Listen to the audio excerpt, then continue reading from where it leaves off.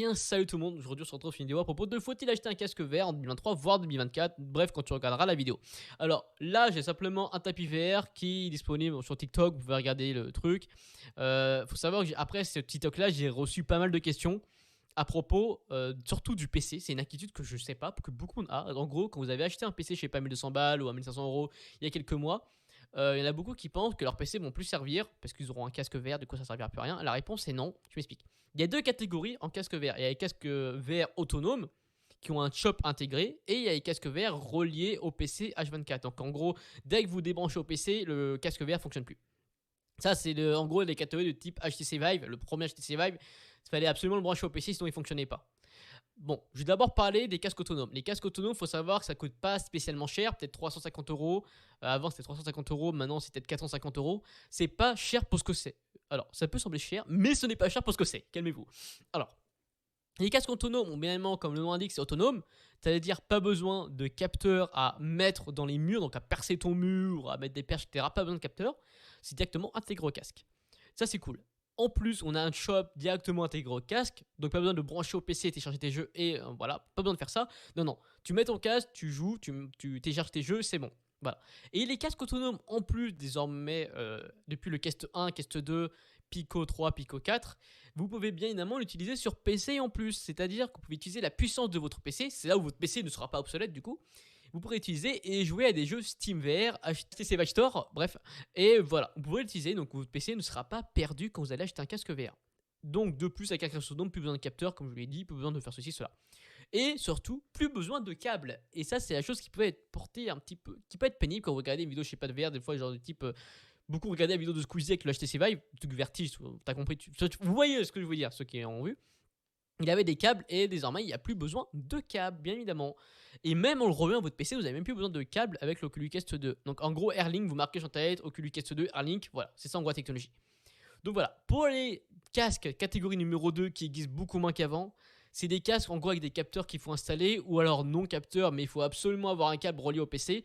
Voilà, c'est surtout les Pimax et les casques qui ont des grandes résolutions de type 8K. Bon là, il y a besoin d'un PC. Mais ça c'est beaucoup moins. Maintenant, les gens qui regardent ces vidéos, soit ils ont envie d'acheter un Quest 2 mais ils hésitent, soit ils ont envie d'acheter un Pico 4 et ils hésitent. Voilà.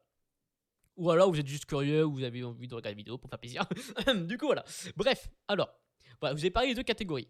Le prix de ces casques, les casques autonomes généralement, c'est comme je vous l'ai dit, c'est 400 balles et ça peut aller 450 voire 500 euros max pour le Quest 2. Le Pico 4, je sais plus les prix, hein, j'ai oublié. Donc voilà. C'est vraiment pas cher pour ce que c'est. Hein. Vraiment, je vous dis, c'est vendu à perte. Comme la PlayStation 5, c'est vendu à perte. Mais là, le casque, c'est vraiment vendu à perte. Hein. Voilà. Après, on va parler maintenant des types de jeux. Faut savoir que les jeux, il y en a beaucoup qui disent oui, il y en a pas beaucoup, oui, ça coûte cher. Alors, parlons directement du prix. La réponse est non, cela ne vaut pas spécialement cher comparé aux autres jeux. Exemple, PlayStation 5, jeu 70 balles, voire plus. Jeu PC, allez, 60 euros, 50 euros. Bon, je sais qu'il y en a beaucoup d'entre vous qui en ont marre d'entendre ça, du type les PlayStation 5, ça vaut 70 euros le jeu, alors que tout le monde achète sur Instant Gaming, et c'est vrai. Donc voilà. Donc en gros, en moyenne, un jeu sur casque VR, c'est plutôt, allez, le maximum que j'ai vu, je crois que c'est 40 euros. 40 balles.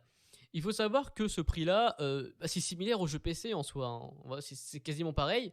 Et les casques VR, en plus, c'est que tu as des jeux qui sont soit gratuits, soit en démo, ou soit les jeux indés ça vaut 20 balles et 30 balles maximum. Il n'y en a pas beaucoup des jeux qui valent très cher en vrai sur casque VR.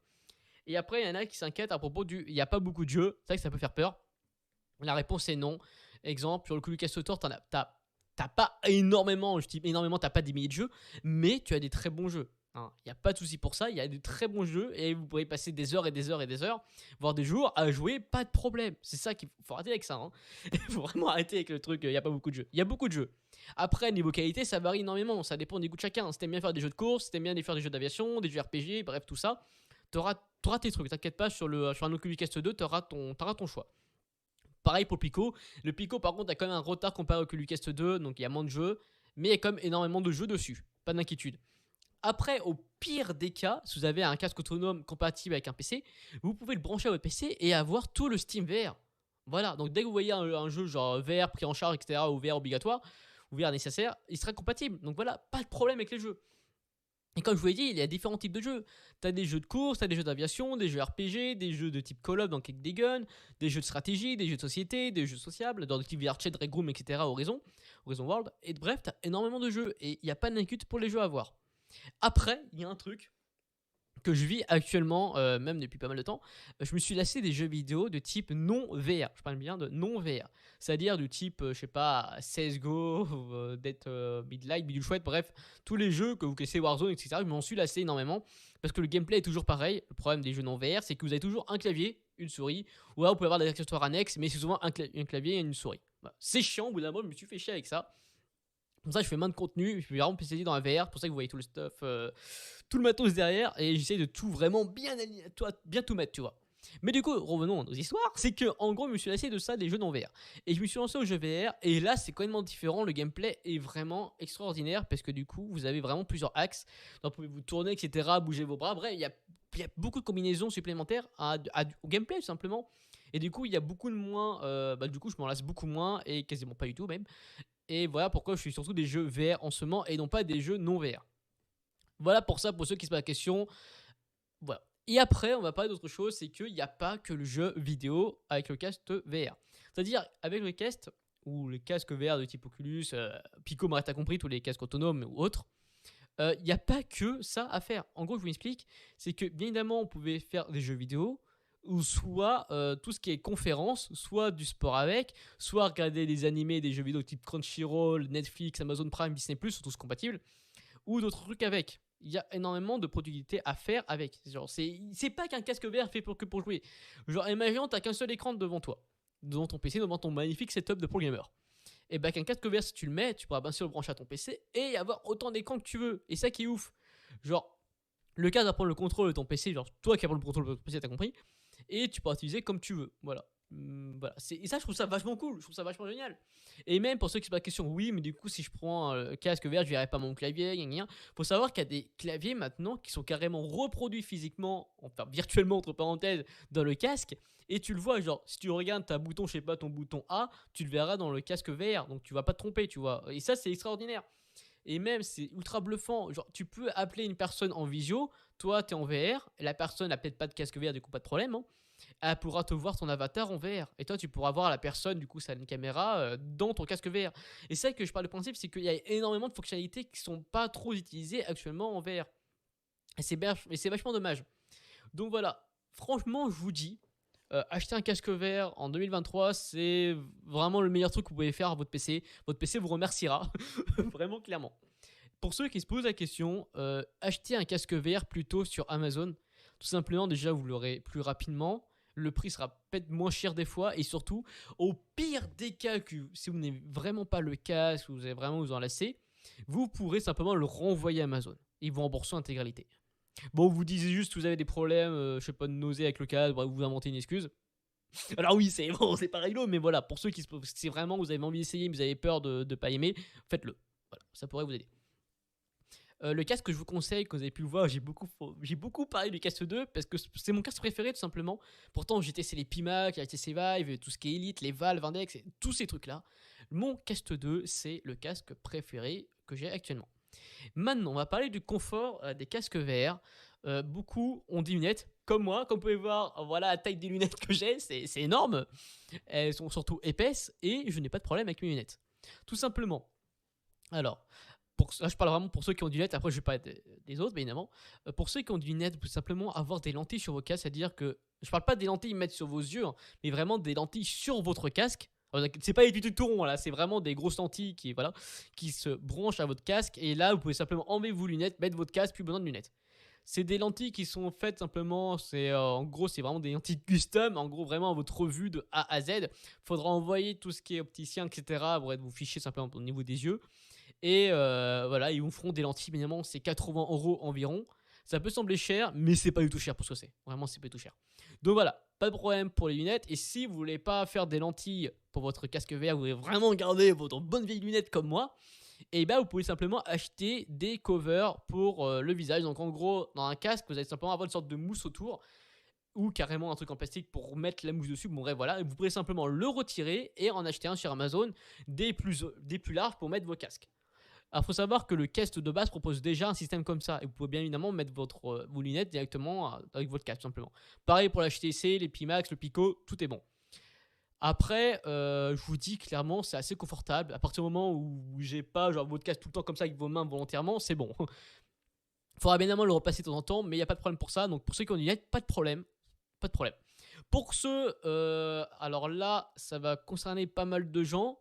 Vous pouvez avoir des mal de crâne avec un casque VR parce que la sangle de base du Cast 2 ou du Pico 4 ou du Cast 1 de beaucoup de casques sont éclatés. Ah, ils sont éclatés.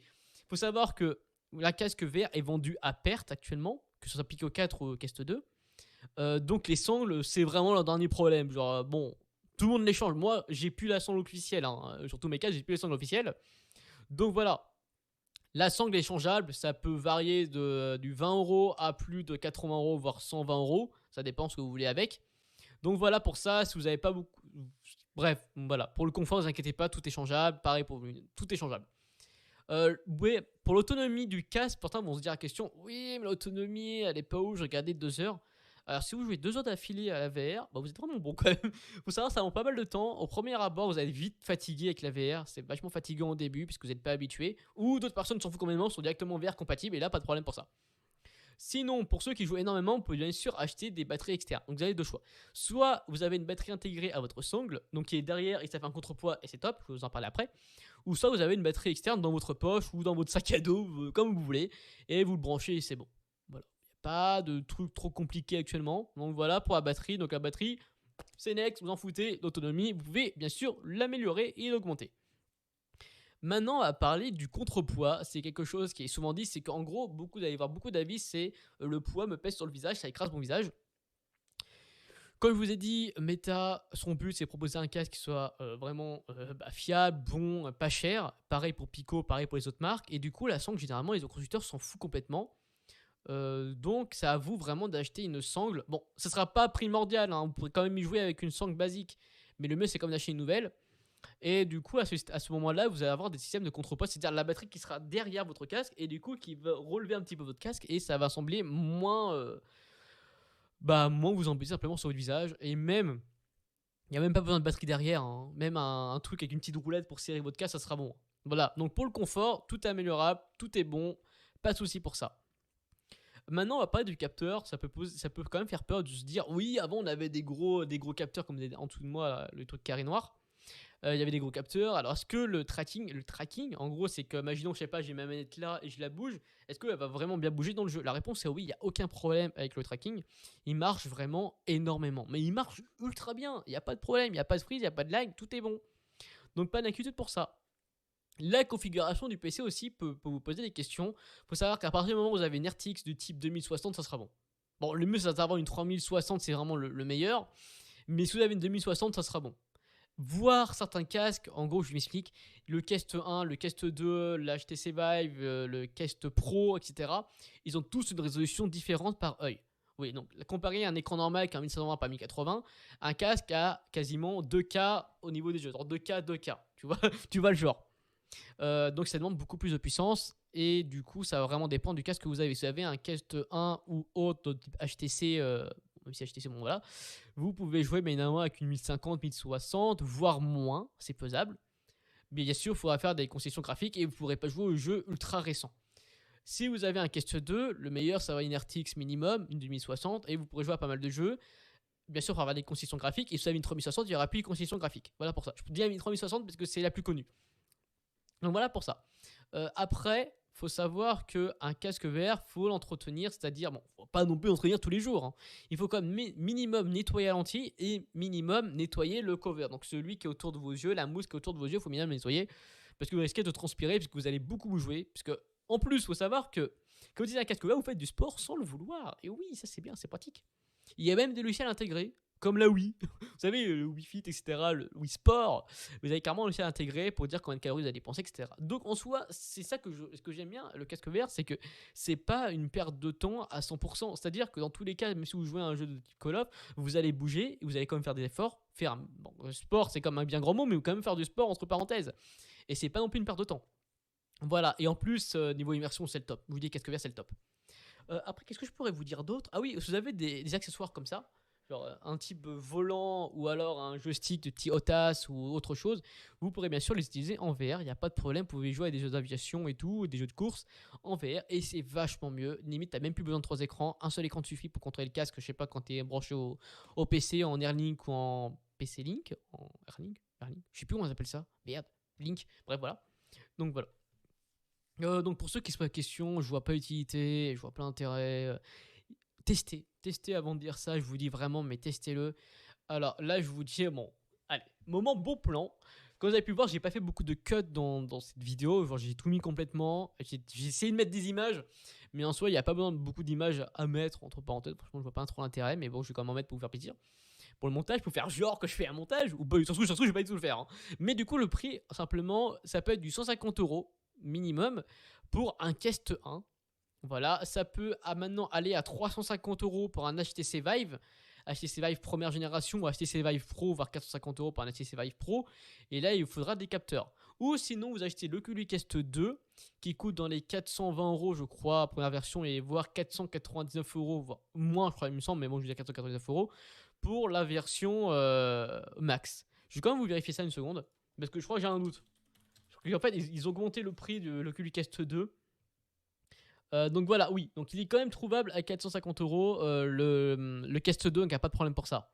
Voilà. Bon, je vais quand même vérifier. Après, sur Amazon, j'ai vu qu'elle avait un 650 €. C'est un délire, je cherchais pas. Il y a des prix. Bref, à vous de faire votre fouine pour trouver le meilleur prix pour le Quest 2. Maintenant, on va parler des Pimax. Les Pimax, c'est les casques quand même les plus chers. Ça peut valoir 1000 balles. Donc je vais pas en parler. Pareil pour les valves, etc. Je vais pas en parler non plus. Je vais pas simplement du Pico 4 aussi qui est alentour, pareil que le Quest 2, 400 balles. Qu'est-ce que je souhaite à dire, c'est ne testez pas la VR avec un téléphone. Les casques VR avec un téléphone, genre tu mets le téléphone dedans, c'est de la merde. Arrêtez avec ça, c'est de la merde. Par contre, si vous aimez, là vous êtes bluffé avec un casque VR autonome. Là vous êtes complètement bluffé. Donc voilà ce que j'avais à vous dire pour ça. J'ai fait à peu près le tour. Si vous avez des questions à poser, dites-le en commentaire. Je vous réponds à toutes les questions, que ce soit sur les tapis VR, les casques VR, autonomes, PC VR, tout ce qui est jeux, métaverse, etc. Je répondrai à tout, il n'y a pas de problème. Je connais énormément de jeux. Pour les cartes graphiques, pareil, si vous avez votre config, vous n'êtes pas sûr, dites-le moi, je vous répondrai. Mais quand même, mon conseil, c'est si vous avez les moyens, achetez d'abord un PC compatible avec un truc VR, donc une 2060 minimum. Et après, achetez un casque VR. Si vous avez déjà votre PC, ce qui vous manque, c'est vraiment un casque VR. Vous remercierez plus tard. Et maintenant, on va pas du sujet un petit peu interdit. Pour ceux qui se posent la question, ouais, les jeux VR, ça coûte cher. J'ai quand même pas les moyens d'acheter, même si ça coûte que 10 balles. Le Quest 2 est possible à craquer. Voilà. J'ai pu le faire pour vérifier. Imaginons, je sais pas, genre, il y avait un jeu à 39 balles. J'hésitais à l'acheter et il n'y avait pas de démo. Et c'est embêtant parce qu'en gros, il y a certaines difficultés. En gros, on peut avoir simplement des sortes de nausées, avoir des mal de crâne à cause d'un jeu qui est optimisé ou autre chose. Ça peut arriver. Et du coup, je voulais vraiment être sûr. Et il n'y avait pas de démo. Et à ce moment-là, il y a la solution, entre parenthèses, qui est complètement illégale. C'est craquer le jeu. Il y a carrément un shop fait pour ça. Vous marquez votre jeu. Un jeu qui est payant comme The Walking Dead, etc. Et vous pouvez télécharger gratuitement pour votre casque.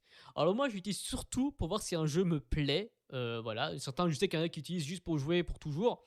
Mais il n'y a pas le multijoueur. Et moi, j'adore le multijoueur. Donc je suis obligé de l'acheter à la fin. Mais c'est vraiment pour tester, pour voir si le jeu est bien fiable pour moi. Voilà.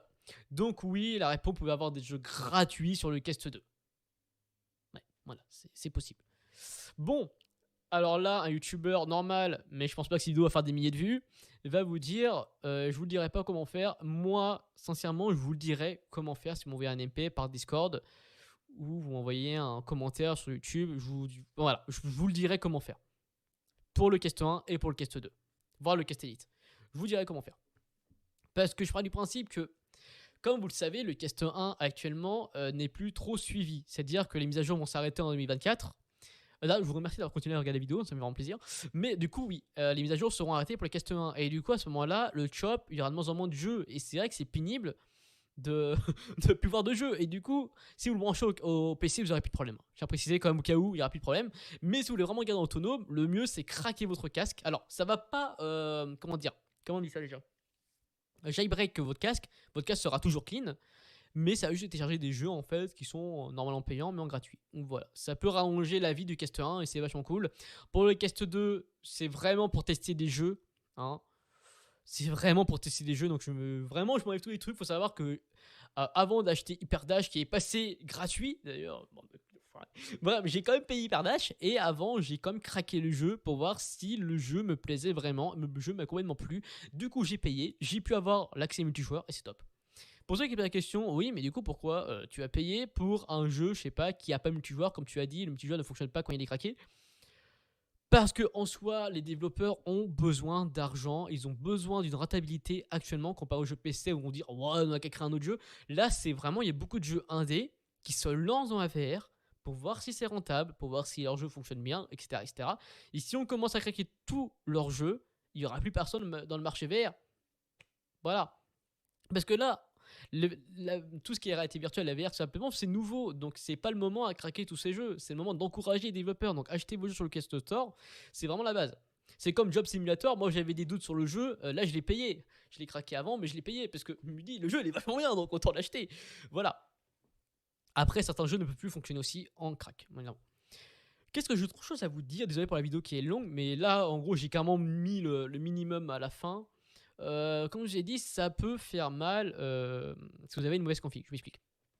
Une config normale, vraiment une config avec une 1050 ou une 960 ou une 2000, bref, tout ça. Si vous avez des lags, vous en foutez. Vous allez avoir des petits. Vous allez dire oh mince, c'est mauvais, je baisse la qualité, oh je passe en low, autre chose. En VR, il faut minimum, je dis bien le minimum à avoir, c'est 60 fps. Et encore, c'est normalement le minimum, c'est plutôt 90. Mais 60 fps, c'est le minimum à avoir. Tout simplement, si vous n'avez pas, imaginons sur un non-VR, les 60 FPS, vous allez juste avoir des petits trucs pas très fluides, mais vous en foutez, vous vous dites, ça passe. En VR, ça va être complètement différent, ça risque de vous faire des maux de tête, avoir des nausées, avoir quasiment des vomissements, avoir bref, plein de trucs. Et ça peut être mauvais parce que votre jeu est complètement instable. Les graphismes, en soi, on s'en fout un peu, mais c'est surtout la fluidité qui est très importante dans un jeu VR. Donc voilà, c'est pour ça que vraiment la configuration est assez importante quand même. Et pour ceux qui se posent la question si vous allez mettre pour la première fois votre casque VR après cette vidéo, alors je serais très honoré que vous achetez un casque VR après cette vidéo, et vous allez avoir, vous allez directement mettre le casque et vous allez dire oh c'est flou, alors faut régler simplement les lentilles et bien tout mettre, nettoyer les lentilles, bref vraiment bien tout faire, ou sinon acheter carrément des lentilles intégrées à votre casque, ceux qui ont des lunettes. Mais sinon, si vous avez des maux de tête après l'utilisation, genre au bout de 10 minutes, vous dites oh c'est pas fait pour moi la VR, il faut savoir qu'il faudra entraîner votre tête, votre cerveau à supporter la VR. C'est-à-dire que vous pourrez peut-être faire des sessions de voire 5 minutes, 10 minutes, 20 minutes, 30 minutes, 1 heure, 2 heures. Bref, il faudra vraiment augmenter au fur et à mesure et pas faire directement 2 heures de session, sauf si vous êtes VR compatible. Mais sinon, il faudra vraiment patienter, persévérer, et voilà, tout simplement.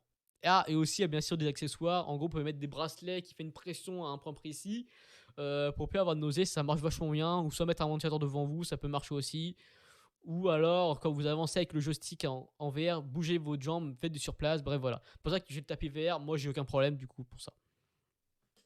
C'est vrai qu'il y a une question qu'on va pouvoir poser aussi, c'est niveau sociabilité. C'est vrai qu'on pense souvent que mettre un casque VR, c'est se couper du monde, tu vas voir personne, tu t'enfermes devant un casque, blablabla, blablabla. Faut savoir qu'au contraire, comparé à un PC ordinaire, à un jeu PC ordinaire, les casques VR, c'est quelque chose d'autre. En multijoueur, c'est quelque chose d'autre. Je m'explique.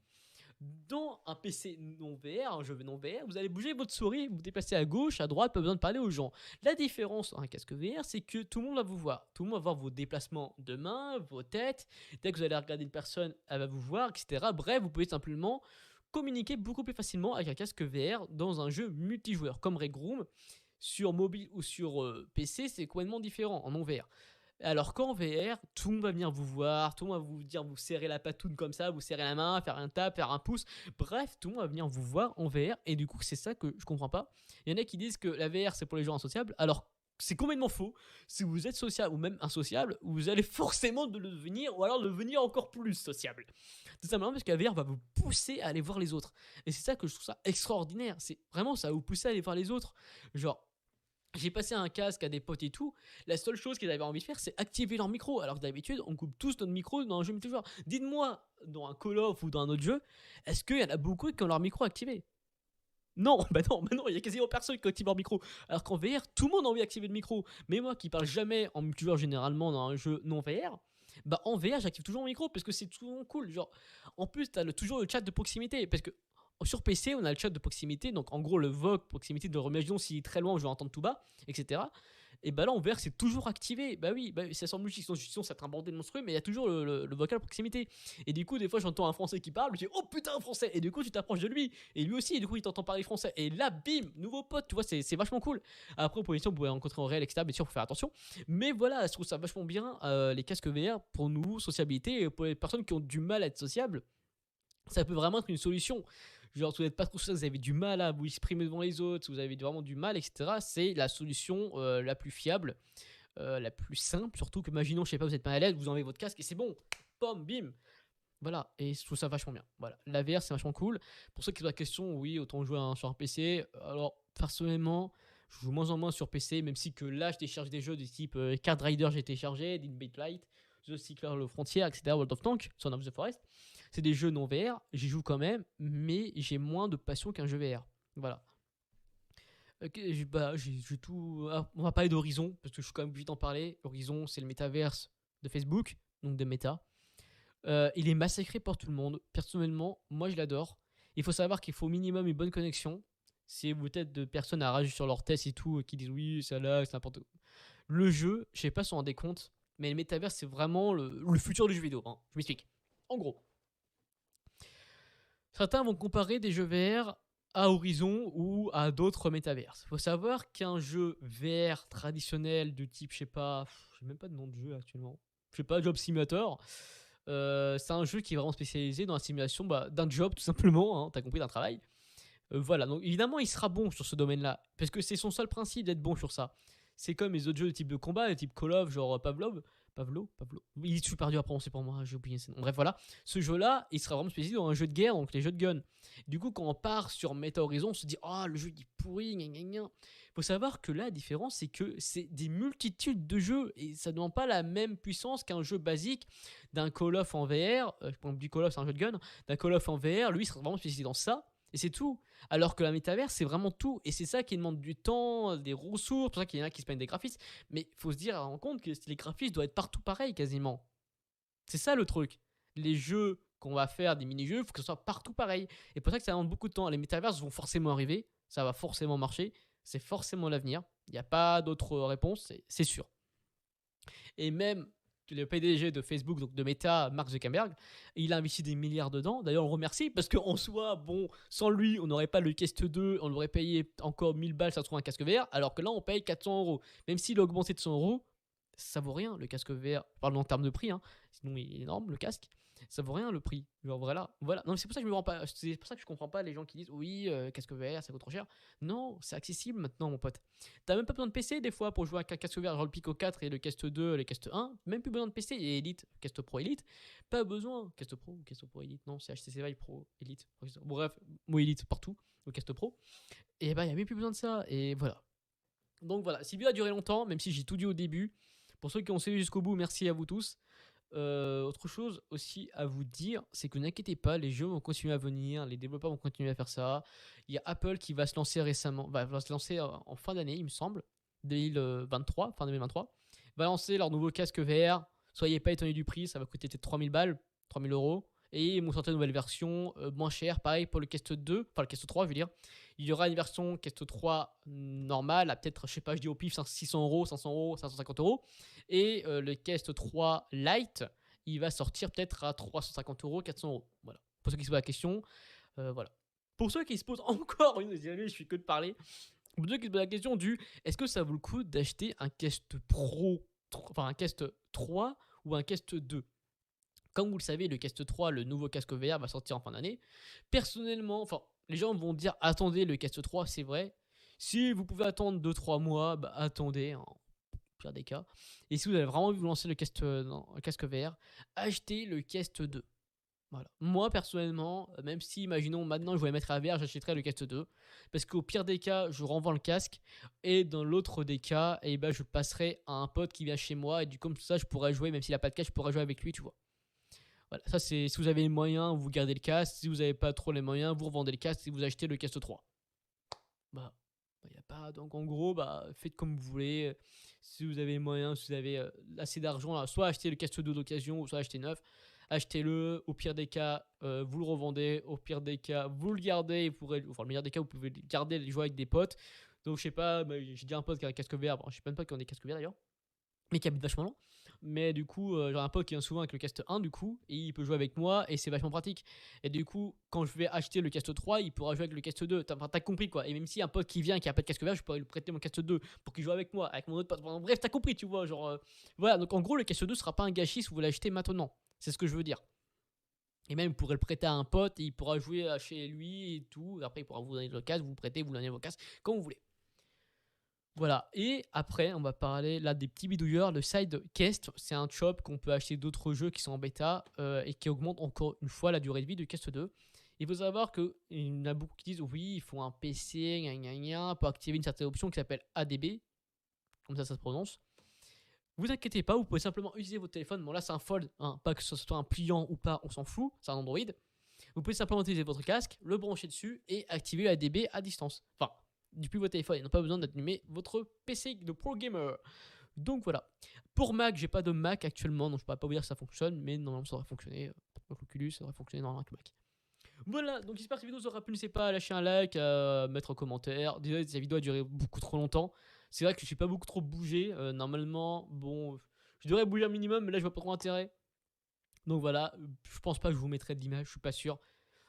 Parce que ça prend du temps et tout, alors que là je mets directement, il n'y a pas besoin d'image, vous savez, vous faites vos recherches, Oculus Quest 2, Pico 4, vous marquez sur internet.